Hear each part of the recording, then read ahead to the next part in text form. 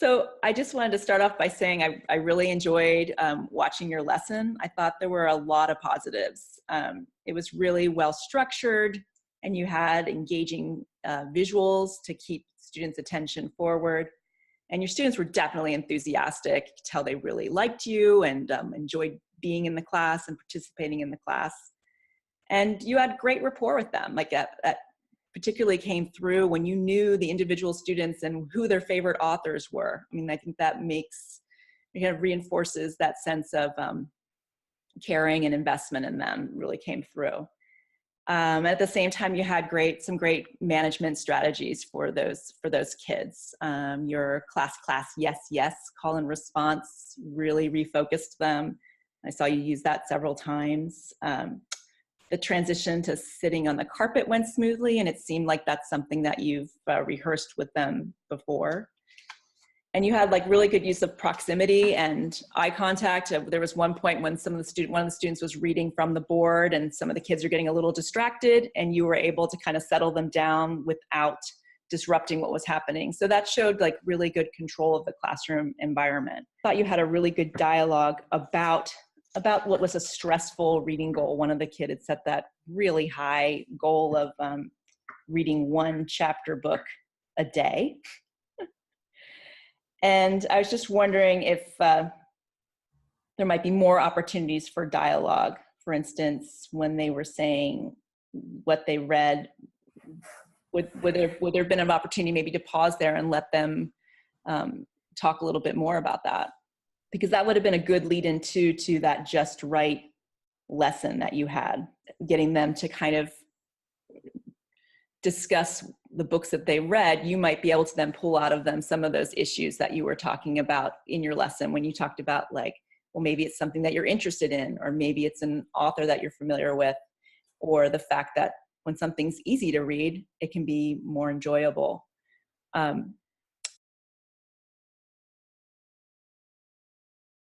But I think that sometimes you can get a little frustrated if you set goals and you're not meeting them. So a lot of times I think the goal is just to try and look at what you did last time, and then just try and do it a little bit more, and maybe do it a little bit better next time, and make that the goal.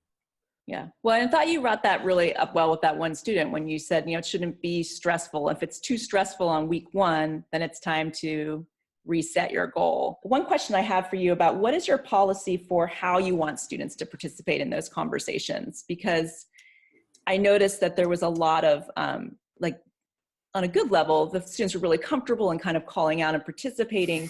But I did start to notice that I was hearing some of the same voices and maybe not hearing everyone's voice. So do you have a policy in place for how you want them to participate?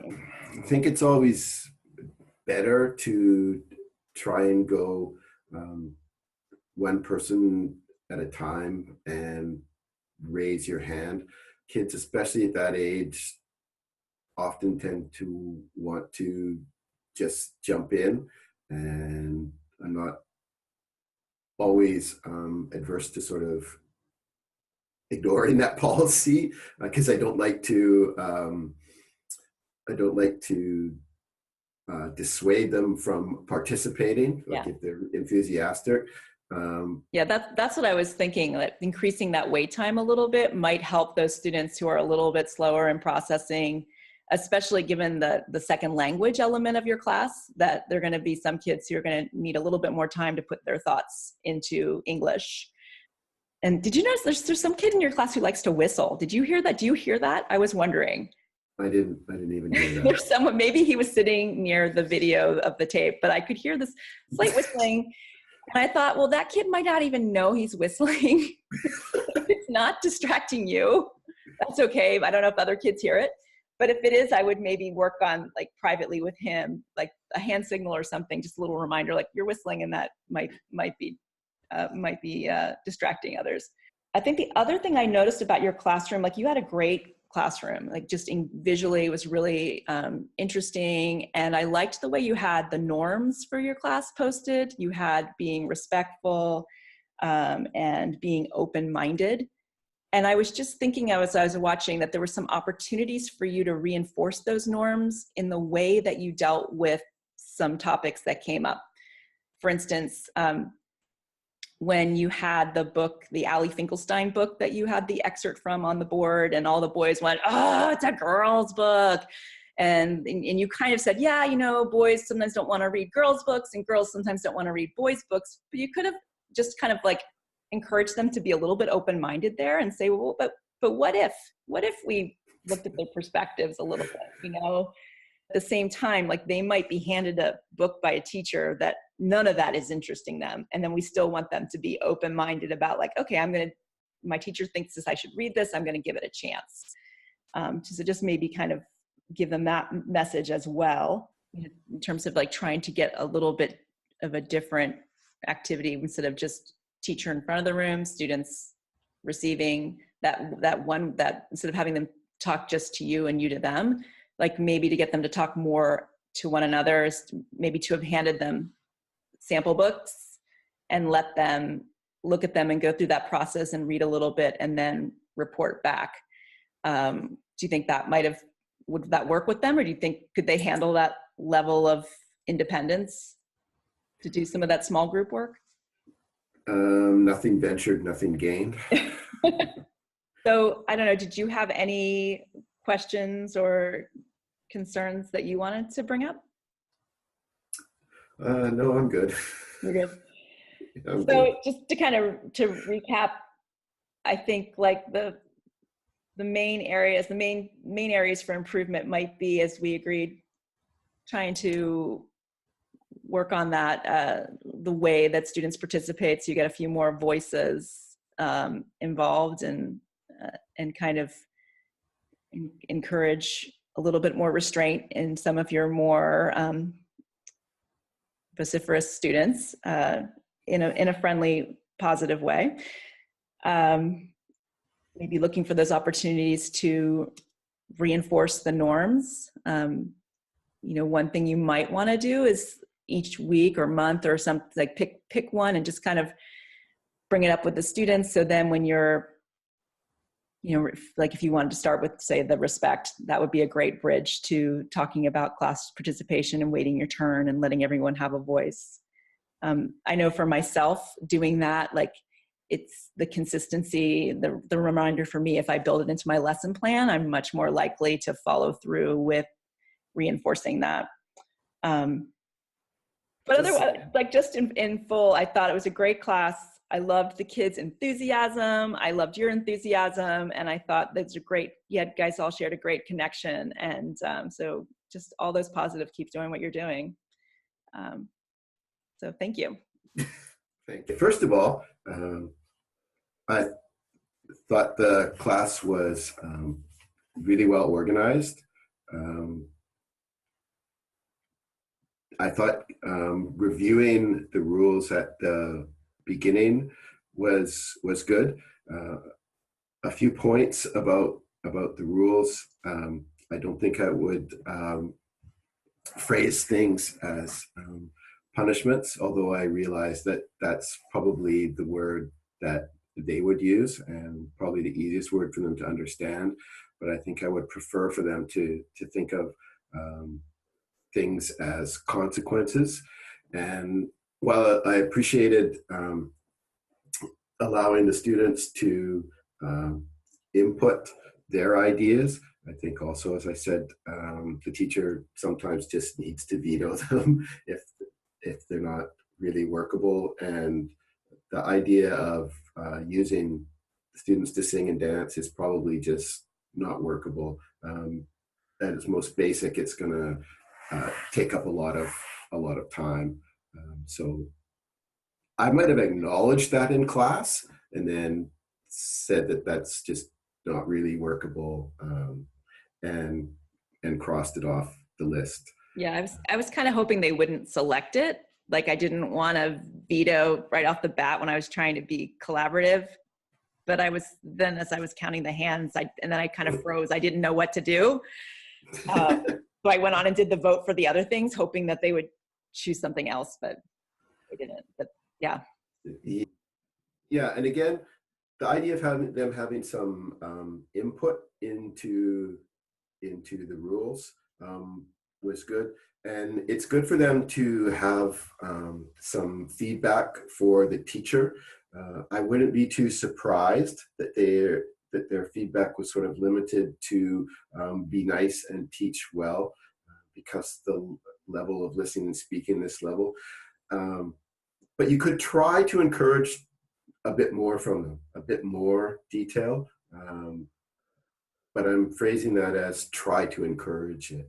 Okay. For some of them, it's going to be really difficult. For others, they probably are capable of it if they want to. But if you're going to sign contracts, which is fine, I think the teacher should also sign one as well. Okay. I think it's not, in some respects, really important, but I think it sends a good message that you have expectations of them, but you're acknowledging that they have expectations of you as well. I agreed that organizing the lesson from the beginning, anytime you can sort of get things started, putting the worksheets out on the table. But so that's a really important time for you to be getting them in the habits that you want them to be in early and reinforcing them a lot. So if you want to organize your lessons, if you have things to, rather than handing them out in class, putting them on the tables, you need to get them into the habit that when they come in, if there's something already ready to go on the table, they shouldn't start or touch it, or even ideally not even be picking up their pencils until you've gone over it and explained what you want. Their natural inclination is, if something's on the table, to start fiddling with it. Yeah, and another point about the classroom management, getting them to be quiet. Again, you really need to constantly reinforce that from the beginning. If you want to use the countdown, that's fine. But if you're not consistent with it, they won't get in the habit. And again, I think clearly it's a very early lesson in this semester. But it's either going to become a habit or it's not. Yeah. One way or the other. And if you want it to become a habit, you need to start early and reinforce often. One other point about the classroom management, I have to say though, I really wouldn't use the stick. You might call it a pointer, but my first response was, that's a really big stick. And I didn't mean for it to look menacing, but I wouldn't. I just wouldn't. That was my initial response to the entire class. Actually, was, that's a really big stick. I just wouldn't use it. I know you're trying to focus their attention on what they're looking at, but I would do it another way. Personally. Okay. Again, like I said, I thought the lesson was really well organized. It's good for them to be seeing and looking at what they're doing as well on the screen. But again, anything that can sort of present the information more visually is better. I like if you're asking them on their worksheets, just like how many people are in their family, just pictures of anybody's family, just that you're talking about family, just show them a visual of something that says you're talking about family. If you're asking them what kind of jobs they're interested in, you can sort of suggest jobs and getting them to suggest them. But if you have pictures of jobs, particularly even for the purpose of stimulating discussion, pick out some examples of less conventional jobs, things that they probably wouldn't think of that are interesting visually. For example, astronaut is always popular in my classroom because you can make funny visuals of astronauts and things like that. And even when they're doing their worksheets, sometimes if you just want to maybe stop for a couple of minutes and let them talk with each other about jobs and things that they're interested in, sometimes they'll suggest something to somebody else when they're talking with each other a bit about jobs that they're interested in that they hadn't thought of individually. Again, I thought the organization was really good, and the instructions were really clear. I think it's really helpful to try and get them really focused on doing one thing at a time. To when you're making sure they understand the instructions, you have them focused, and then get them start. Otherwise, they'll start before you're finished with the instructions, and they're not focusing. They're trying to do two things at once. That's rarely a good idea. I thought it was good after they started to go around to each table and try to help them a bit, but to also in the smaller groups, I thought it was a good idea to make sure that they clearly understood the instructions, and that sometimes if you ask a general question, do you understand? Everybody will say, yeah, I understand. It's like the bobblehead dolls going up and down. Yes really means sometimes means no. To ask individually sometimes if they understand, and even sometimes to ask students occasionally to sort of try and repeat the instructions back to you. Again, that's a bit of a time suck, but it will tell you a bit better, I think, if they really do understand. I agree, putting things on a timer is a good idea. The students know how much time is left, and sometimes you're just going to have to go with the timer when it runs out. That's it, because otherwise your lessons will get way off track and things will take way too long. So I think using a timer is a good idea. I also thought one other point, I thought the progression of the lesson was good, not giving them too much at the start, going through a worksheet and just filling out basically like vocabulary words or answering simple questions. How many people in your family? What would you like to do? Where would you like to live? And then taking that basic information and the next step, trying to formulate it into simple sentences. I think that kind of teaching progression is really helpful, especially for these kinds of kids. They really need it. Even just writing simple sentences at the beginning can be quite difficult for them. And finally, the one thing about the posters is that I think the posters are a good idea, and I think it's okay for them to just draw simple posters if you want, but I wouldn't sort of discourage them from making them more visual if they want to. And I sort of felt like that was kind of the subtle message that you were sending them. You're almost discouraging them, but if they want to bring in family pictures or job pictures or anything else that they're interested in, I would encourage that. Do you have any questions? Yeah, I have one question, because you're like a more experienced ESL teacher than I am. And, you know, when I'm circulating in the groups and there's talk amongst themselves at the tables and it's not in English, do you recommend telling them they should be speaking English? I mean, they don't have much English at this point, but I can't tell when students are on task or off task because I don't understand what they're saying. So what's a good approach for managing that, do you think? The one thing I can tell you is that their level of English is not conversational.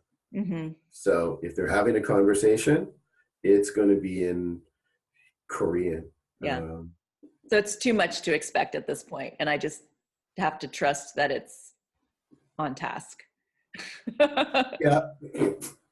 You have more faith than I do. Well, I mean, what else am I don't know, utter silence, but that seems pretty rigid. So I don't necessarily want to go that route either. So. Yeah.